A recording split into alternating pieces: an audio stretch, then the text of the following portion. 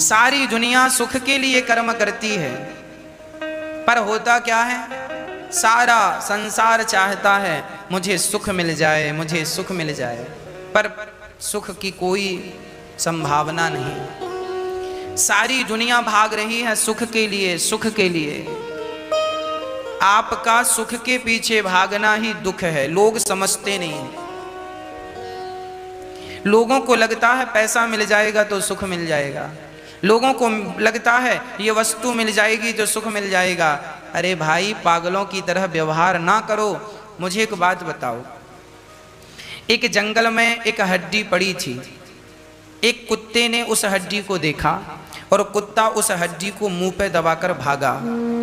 अब कुत्ता हड्डी को चबा रहा है। जब कुत्ता हड्डी को चबा रहा था तो हड्डी का तो कुछ बिगड़ना नहीं था।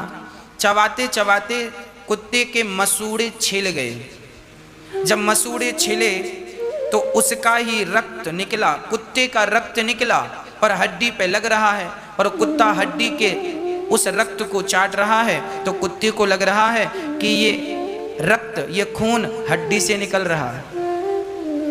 उस कुत्ते को गलतफहमी हो गई। कुत्ता हड्डी को चबाता है, उसके मसूड़े छिल जाते हैं, मसूड़ों का खून हड्डी पे लगता है और वो वापस हड्डी में लगे रक्त को चाटता है, उसे अच्छा लगता है।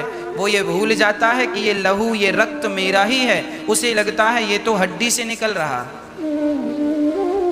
उसी प्रकार हम सबको गलतफहमी है। हमें लगता है पैसों के पीछे भागने से सुख मिलेगा, इनके पीछे भागने से सुख मिलेगा। सारी जिंदगी भाग कर देख तो लिया, क्या सुख मिला?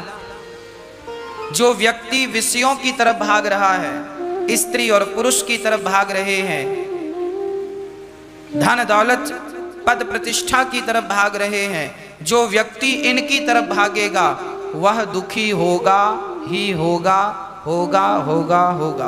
और जो इनकी तरफ नहीं भागता, जो भगवान की तरफ भाग रहा है, वह आनंदमय है, वह सुखमय है। इस दुनिया में वही सुखी है जो भगवान की तरफ भाग रहा है, और इस दुनिया में वही दुखी है जो संसार की तरफ भाग रहा है। अब आप देख लीजिए आप किसकी तरफ भाग रहे हैं। यदि आप संसार की तरफ भाग रहे हैं तो दुख उठाना पड़ेगा। एक पुरुष का एक स्त्री से प्रेम हो गया। देखिए, अभी तक वो पुरुष अपना काम करता था, बढ़िया ऑफिस जाता था, बढ़िया पैसे कमाता था और बड़ी आनंद से सोता था, आनंद से खाता था। और सुनिएगा बहुत ध्यान से, एक लड़का था, 25-30 हजार रुपये महीने कमा लेता था, बढ़िया आनंद से खाता था, आनंद से सोता था, पूरा सुख था, कोई चिंता नहीं, कोई टेंशन नहीं, बहुत आनंद से। तभी उसके जीवन में एक लड़की आई और वो लड़का एक लड़की से प्रेम करने लगा। जब प्रेम किया तो अब धीरे धीरे क्या हुआ, अब वो रातों को सोता नहीं, बस उसकी याद करता है, उसका स्मरण करता है उस लड़की का। और अब तो काम, पहले 7 दिन हमेशा ही काम करता था, संडे की छुट्टी, बाकी 6 दिन मन लगा के काम करता था, घर पे आकर भी काम में ध्यान देता था। अब क्या हुआ, अब वो लड़की कह रही है पार्क में आओ, तो अब काम धाम छोड़ के पार्क में जा रहा है। चलो आज होटल में भोजन करने चलें। सो आज पूरा दिन का छुट्टी, एक तो छुट्टी किया वो नुकसान, और होटल में, बड़ी होटल में ले गया खिलाने, वो नुकसान, पैसा खर्च। अब देखो उस लड़की से उसने प्रेम किया, अब वो लड़की धीरे धीरे उसे शॉपिंग कराने ले जाए, चलो ये दिलाओ ये दिलाओ। अब उसका पॉकेट ढीला पड़ने लगा, सारा खर्चा उस लड़की में होने लगा। और अंत में क्या हुआ, जब उस लड़की से वो बहुत प्रेम करने लगा तो वो लड़की का किसी और लड़के से विवाह हो गया। अब ये लगा रोने, हे भगवान मैं बर्बाद हो गया। अब जरा इससे पूछो, किसने कहा था उस लड़की से प्रेम करने को, क्यों किया? अब किए हो तो रो, रोना तुमको ही पड़ेगा। प्रेम तुमने किया है तो रोएगा पड़ोसी थोड़ी, तुम ही रोओगे ना। ये जो तुम्हारा संसार के लोगों के प्रति अट्रैक्शन है, यही तुम्हें दुख देता है। ये संसार के प्रति जो तुम्हारा मन भाग रहा है, संसार के लोगों से तुम सुख की चाहत, उस लड़के को क्या लगा, इस लड़की से विवाह कर लूंगा, ये बहुत अच्छी है, इससे विवाह करूंगा बहुत अच्छा रहेगा। उस लड़की से वो सुख चाहता था, लेकिन जब वो लड़की के माता पिता ने किसी और से विवाह कर दिया तो उसे सुख तो मिला नहीं, प्रेम करने से क्या मिल गया? दुख मिल गया। इसलिए मैं आपको समझा रहा हूं, संसार के लोगों से प्रेम करोगे सिवाय दुख के कुछ नहीं मिलेगा, और भगवान से प्रेम करोगे तो आनंद के सिवा फिर कुछ नहीं मिलेगा। सारी जिंदगी आनंदमय हो जाएगी भगवान से प्रेम करके। और सारी जिंदगी नरक बनाना हो तो जनता से संसार के लोगों से प्रेम करो। जगत का प्रेम दुख देता है और जगन्नाथ का प्रेम सुख देता है, इसलिए समझदारी से चलो। भगवान यहां लिखा है सारी दुनिया सुख के लिए कर्म करती है, सारी दुनिया सुख के पीछे भाग रही है, पर मिलता क्या है? दुख। एक स्त्री, एक पति पत्नी थे, वो पति पत्नी बड़े प्रेम से रहा करते थे। शादी के 4 साल हो गए, कोई संतान नहीं हुई। संतान नहीं हुई तो वो बड़े परेशान रहने लग गए।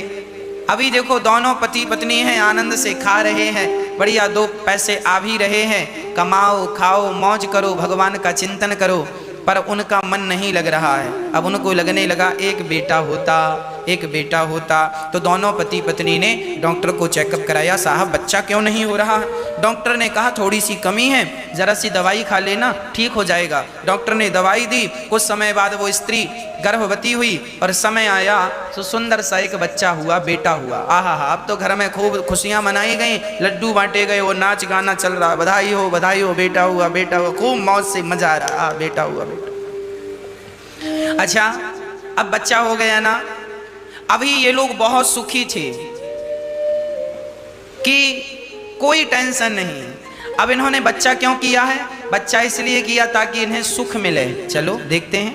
छोटा सा बच्चा माँ की तरफ देखता है, माँ बड़ी प्रसन्न होती है, पापा पापा कहता है, पिता प्रसन्न होता है, तोतली तोतली भाषा बोलता है, माँ बाप का दिल लुभा लेता है, आनंद देता है। वो बच्चा छोटे से बड़ा हुआ, और बड़ा हुआ तो पढ़ने स्कूल गया, पढ़ लिख करके आया, बढ़िया ऑफिसर बन गया, बड़ा हो गया, बढ़िया बड़ी सुंदर जॉब लग गई सरकारी, वो 50,000 रुपये महीना वो बच्चा कमाने लगा। माँ बाप को बड़ा सुख मिल रहा है, सुंदर है, लड़कपन से लेकर अभी तक बहुत सुख मिला है ना। वो बढ़िया 50,000 रुपये महीने कमा रहा है, माँ बाप बहुत सुखी हैं, चलो मेरा बेटा सेटल हो गया, अब बढ़िया सा इसका दुल्हन लाते हैं। बढ़िया सी लड़की देखी, विवाह कर दिया। वो विवाह किया तो बहू भी ठीक ठाक है, आज्ञाकारी है, कोई दिक्कत नहीं है, परंतु अचानक बेटे को जाना पड़ा, काम के सिलसिले में किसी और शहर में जाना पड़ा। अब माता पिता इस शहर में हैं और बहू बेटा दूसरे शहर चले गए। दोनों अच्छे थे, बेटा भी अच्छा था, बहू भी अच्छी थी, सब बढ़िया था। अब दूरियां हो गईं। अब वैसा ही हाल हो गया जैसा बच्चा होने के पहले था। बच्चा नहीं हुआ तब भी अकेले थे, और अब बच्चा है फिर भी अकेले हैं। अब बेटा से माँ कहती है, बेटा, अब बेटा थोड़ा और प्रमोशन में चला गया और बड़े शहर चला गया। हर 2 साल में वो स्थान बदलता। वो कहता, माँ तुम मेरे पास आ जाओ, पिताजी मेरे पास आओ, यहीं रहो। पर माता पिता कहते हैं, बेटा तुम हर 2 साल में बदल जाते हो अपना शहर, हम कहाँ कहाँ तुम्हारे पीछे भागेंगे। एक काम करो, तुम अभी प्रमोशन मत लो, जितनी सैलरी थी उतनी लेके इसी शहर में पहले की तरह आ जाओ, प्रमोशन का लोभ मत करो। जब हम दोनों मर जाएंगे तब फिर आप खूब प्रमोशन लेके जहां मन करे चले जाना। बेटे को समझाया कि प्रमोशन मत लो, यहीं रहो हमारे पास आंखों के सामने। बेटा बोला, ना माँ, मेरे कैरियर का सवाल है, प्रमोशन लेना पड़ेगा। उसका इतना प्रमोशन हुआ कि वो विदेश चला गया, आउट ऑफ कंट्री, भारत के बाहर चला गया, और दोनों पति पत्नी वहाँ सेटल हो गए। और यहाँ माता पिता अकेले बस फ़ोन से बात, बेटा कैसे हो, ठीक हो, कब आओगे? माँ अगले साल आऊँगा। अगले साल आया तो 2 दिन के लिए आया, फिर चला गया। अब कब आओगे? 2 साल बाद आऊँगा। 2 साल बाद आया, 1 दिन बाद फिर चला गया। दोनों पति पत्नी बूढ़े हो गए, मरने की स्थिति आ गई। अब तो रोटी बनाई नहीं जाती, गिलास भर पानी उठाया नहीं जाता, शरीर जर्जर हो गया। एक इच्छा है कि बेटा पास होता, नाती पोते पास होते, इनको देखती और बुढ़ापा आनंद से गुजरता, मौत भी अच्छे से होती, पर यह सब कहाँ संभव था। अब तो बच्चे पराये से लगने लगे, बच्चे परदेसी हो गए हैं, कमाने के लिए गए हैं, माँ बाप को भूल चुके हैं, उनके पास माँ बाप के लिए कोई समय नहीं है। माँ बाप ने जो जो उनके लिए किया लगभग सब भूल गए हैं, कोई उपकार नहीं मानने को तैयार है। माँ बाप की इच्छा है कि मैं बच्चों के साथ रहूं, बच्चे मेरे साथ रहें, पर बच्चे तो केवल पैसे के लिए भाग रहे हैं। और अंत में वो दोनों पति पत्नी, उनमें से पत्नी चल बसी, उस पुरुष की, उसकी माँ जो विदेश चला, उसकी माँ चल बसी, माँ चली गई, बूढ़ा बाप फिर एक घर में अकेला। बच्चा नहीं हुआ तो भी तुम अकेले थे, और बच्चे हो गए तो भी तुम अकेले हो। क्या मिला? सारी जिंदगी ये सोचते रहे अब सुख मिलेगा, अब सुख मिलेगा। सुख के इंतजार में बाल पक गए, दांत गिर गए, बुढ़ापा आ गया, मौत आ गई, पर सुख नहीं आया। कहो सरकार, यही हाल है संसार के कि नहीं? इसलिए कहता हूं, सुख चाहते हो, हम ये बिल्कुल नहीं कहते कि बच्चों को जन्म ना दो, बच्चे हों, पढ़ाओ लिखाओ, संस्कारी बना दो, पर बच्चों के भरोसे मत रहो। ये बच्चों से जो प्यार है तुम्हारा, यही प्रेम, ये बच्चों का प्यार कल को तुम्हें रुलाएगा, तुम्हें कष्ट देगा। जितने जल्दी हो सके बच्चों का विवाह कर दो, और बच्चों से धीरे धीरे ये जो तुम्हारे प्रेम के तार जुड़ गए थे, इन प्रेम के तारों को विवेक की पिंचिस से काटना शुरू कर दो। यदि ये विवेक ज्ञान से यदि ये प्रेम के तार कट गए, तो ये तार काट के फिर भगवान की तरफ जोड़ देना, तो प्रेम भगवान से हो जाएगा, फिर रोना नहीं पड़ेगा। और नहीं पूरी जिंदगी बेटा के लिए रोइए, बहू के लिए रो, नाती के लिए रो, पोते के लिए रो, व्यापार और बिजनेस के लिए रो, सारी जिंदगी रोते रोते निकल गई।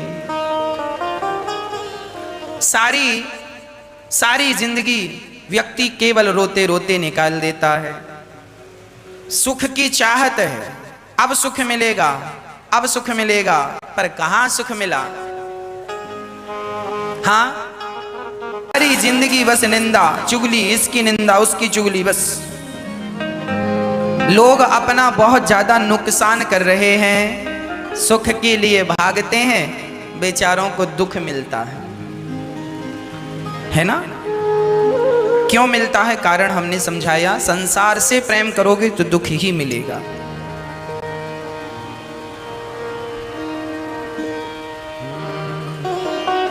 श्री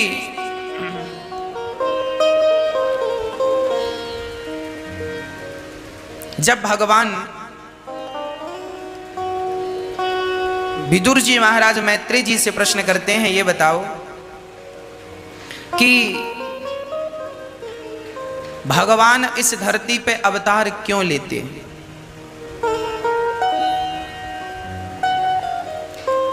एक प्रश्न सबके दिमाग में खड़ा होता होगा। एक ऐसा प्रश्न है जिसका उत्तर आज तक आप लोगों को नहीं मिला। आज हम उस प्रश्न का उत्तर देने का प्रयास करेंगे। एक सज्जन ने हमसे पूछा, महाराज जी ये बताइए कि भगवान ने ये संसार क्यों बनाया है? क्यों बनाए स्त्रियों को? क्यों बनाया पुरुषों को? क्यों बनाया ये संसार? तब हमने कहा कि देखो, भगवान ये संसार, देखिए ये प्रश्न बहुत ऐसा है कि जिसका समाधान जल्दी से मिल नहीं पाता। कोई प्रश्न करे कि भगवान ये संसार क्यों बनाया, तो क्या उत्तर है? इसका उत्तर आज हम आपको देते हैं। आज ही ये प्रश्न मेरे अंदर जागा और आज ही इसका उत्तर भी भगवान ने मुझे दिया। मेरी अंतरात्मा से ये उत्तर निकल के आया। मैं समझाने के लिए आपको ये बात कह रहा हूं। ईश्वर ने ये संसार क्यों बनाया, इस प्रश्न का उत्तर यह है कि जैसे इंसान, आप और हम, अपने सुख सुविधा के लिए गाड़ी बनाते हैं, 4 चक्के की गाड़ी, 4 व्हीलर, 2 व्हीलर, साइकिल बनाते हैं। वैज्ञानिकों ने साइकिल बनाई, आप और हम जैसे लोगों ने गाड़ी बनाई, बाइक बनाई। क्यों बनाई? एक साइकिल ने दूसरी साइकिल से कहा, क्यों तुम्हें क्यों बनाया गया है। अब साइकिल आपस में बात करें, गाड़ी आपस में बात करें और वो पूछें कि हमें क्यों बनाया गया है, तो उत्तर यही होगा कि जिसने तुम्हें बनाया है वो अपने सुख के लिए तुम्हें बनाया। जैसे मैंने साइकिल बनाई तो साइकिल से मैं चलूंगा तो मेरा सुख होगा। मैंने अपने सुख के लिए साइकिल बनाई, मैंने अपने सुख के लिए गाड़ी बनाई। हम अपने सुख के लिए ही तो निर्माण करते हैं, आविष्कार करते हैं। इससे क्या होता है, हमें सुख मिलता, बनाने वाले को सुख मिलता है। मोबाइल बनाने वाले को भी सुख मिला होगा कि वाह देखो मैंने कितनी बढ़िया चीज बनाई। ऐसे ही जैसे हम अपने सुख के लिए आविष्कार करते हैं, उसी प्रकार परमात्मा अपने सुख के लिए, अपने आनंद के लिए ये सृष्टि रचते हैं, ये सृष्टि बनाते हैं। ये संसार भगवान क्यों बनाते हैं, अपने आनंद के लिए। साइकिल हमने क्यों बनाई, ताकि हम साइकिल में बैठकर चल सकें। उसी प्रकार भगवान ने हमें और आपको क्यों बनाया। सच्ची बात तो यह है कि हम सब परमात्मा की साइकिल हैं, परमात्मा की गाड़ी हैं। जैसे हम अपनी गाड़ी पर बैठकर चलते हैं, यात्रा करते हैं, उसी प्रकार भगवान हम जैसे लोगों में बैठकर, हमारे भीतर ईश्वर है ना, हमारे भीतर बैठकर ही परमात्मा सब जग घूम रहा है, सब जग देख रहा है। ईश्वर, हम सभी ईश्वर के वाहन हैं, हम सभी ईश्वर के साधन हैं। हम सब में बैठकर ईश्वर चल रहे हैं। जैसे सड़क में गाड़ियां चल रही हैं तो गाड़ी चल रही है तो उसके भीतर कोई बैठा है उसे चलाने वाला, उसी प्रकार हम सब चल रहे हैं, देख रहे हैं, सुन रहे हैं, तो हमारे भीतर ईश्वर ही बैठा है, हमारे भीतर ईश्वर ही बैठकर देखता है। भाई गाड़ी तो नहीं देखती ना, गाड़ी वाला देखता है। रिक्शा चलता नहीं है, रिक्शा वाला उसे चलाता है। गाड़ी चलती नहीं है, ड्राइवर उसे बैठकर चलाता है। उसी प्रकार हम चलते नहीं हैं, ईश्वर हमें चला रहे हैं। हम देखते नहीं हैं, हमारी दृष्टि से ईश्वर ही देख रहा है।